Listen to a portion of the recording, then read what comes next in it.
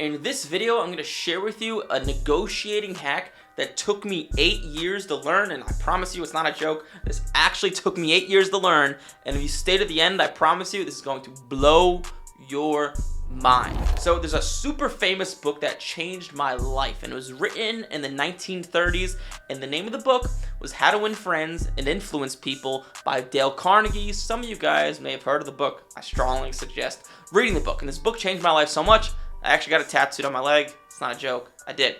Now, how did this book change my life, and how does this book help me negotiate better deals and make more money? Well, the premise of the book is there's two big premises, okay? So, number one is there's no winning an argument.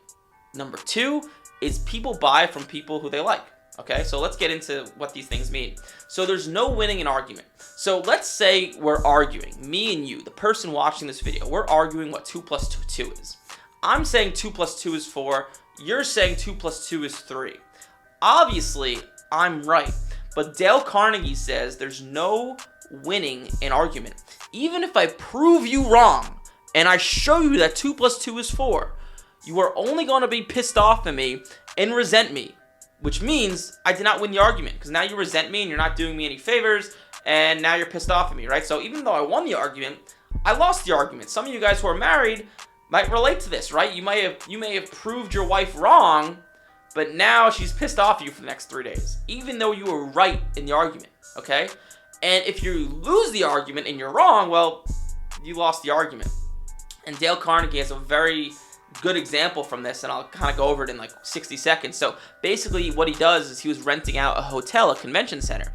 And this convention center hosted call it his yearly workshop, where he would go over and teach people how to speak better in public. That was his big thing. He would teach people how to speak better in public, and he would rent it every single year for the same price. But one year he rented it, and the hotel manager was like, oh, rents went up this year. Now it's 3 times the price. And Dale Carnegie knew he couldn't afford this. He couldn't afford 3 times the price, and he had 2 options. He could either be super pissed off, go up to the hotel manager's desk and be like, screw you, I hate you, blah, blah, blah, I'm going to beat you up, yada, yada, yada.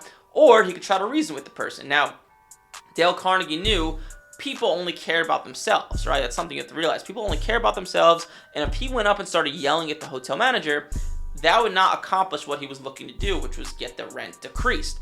So he went up there and reasoned with the hotel manager and told him, hey man, I've been doing this for a few years, and it's only in your best interest that you lower the rent to what it used to be to rent out this conference center. Because if you don't, then you're not going to be able to have all these very educated people who have money, guests that come to my conventions to see your hotel, and they're going to stay at your hotel because they like it, right? By you upping the rent, you're actually costing yourself a lot of money in the long run, because you're eliminating guests who would never see your hotel without me having this convention.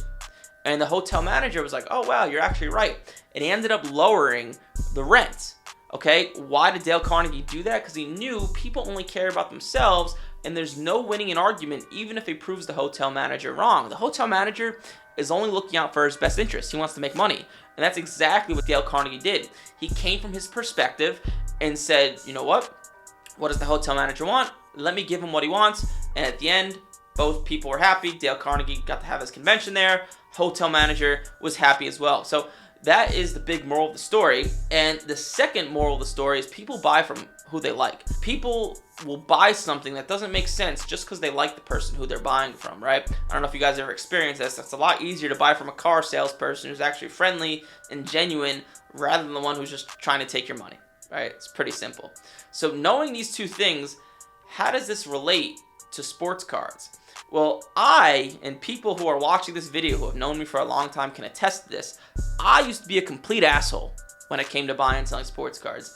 People could tell I was just in it for the money, and I didn't want to have conversations with anyone. I'd be like, how much does this cost? Oh, you're overpriced. Screw you. That's basically the vibe I gave off. And over time, a lot of people started not to like me because of it, because I came off like an asshole.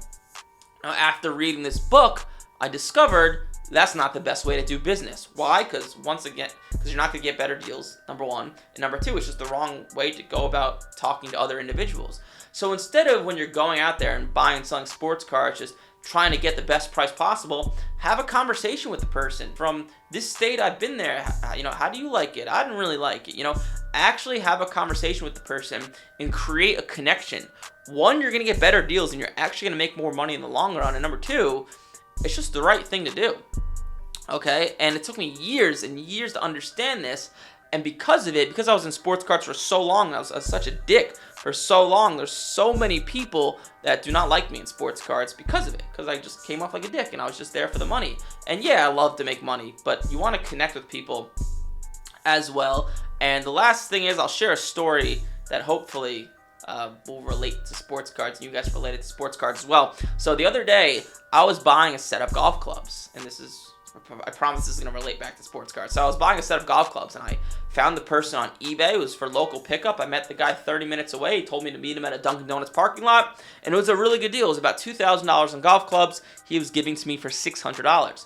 And last second, he bails. So I drive 30 minutes to this Dunkin' Donuts parking lot, and he's like, oh, I can't. My family's here, blah, blah, blah. And I asked him, and I was like, you know, can you just skip out for 5 minutes? Or, you know, I drove 30 minutes, and he was like, you know, I don't know if I want to sell the golf clubs now, blah, blah, blah. And I had two options. I could have either went and got pissed off at him and be like, you know, screw you. I'm going to come find you, blah, blah, blah. I'm going to beat you up. Or I realized, okay, let me come from his perspective. He's probably having seller's remorse because he was giving me a really good deal on the golf club. So what could I do to get this deal done? And I told him, hey, listen, I will come to your house. I'll meet you down the block, so you don't need to give me your address, because he was a little bit skeptical of giving me his address for some reason, which I guess we met on the internet, so that's fair. I said, I will even give you $100, an extra $100, just for walking outside of your house and just handing me these golf clubs. Just an extra $100. Because I realized that's what he wanted, right? He was having seller's remorse, and he just wanted more money. And an extra $100 isn't a big deal to me, especially when I'm getting $2,000 worth of golf clubs, but it made him feel like he won the deal. Okay, instead of me being like, you know, I'm not doing business with you, you're an asshole, blah, blah, blah. I could have done that. That's what I wanted to do. That's how I was feeling, because the guy bailed on me after I drove 30 minutes to meet him. But I realized, I took a deep breath, thought about the book. I was like, okay, what would Dale Carnegie do? I came from his perspective. I realized he wanted a little bit more money. I could tell by the things he was saying. He was having seller's remorse, and we got the deal done. I have great golf clubs. He got $700. Everyone's happy. He feel like he won the deal because I gave him a little bit more money, and now we're all happy. So the point is, come from people's perspective and realize what they want, okay? So hopefully this video makes sense. Hopefully it helped you guys out a lot. Basically, don't be an asshole. Have a conversation with the person. Actually connect with people, and you'll get deals done, and you'll make a lot more money, okay? So hopefully that makes sense. Like, comment, subscribe if you like this content. I'll put a video down below this. So if you like this, you'll definitely like the next one. And yeah, hopefully you guys enjoyed the video. I'll see you guys in the next one.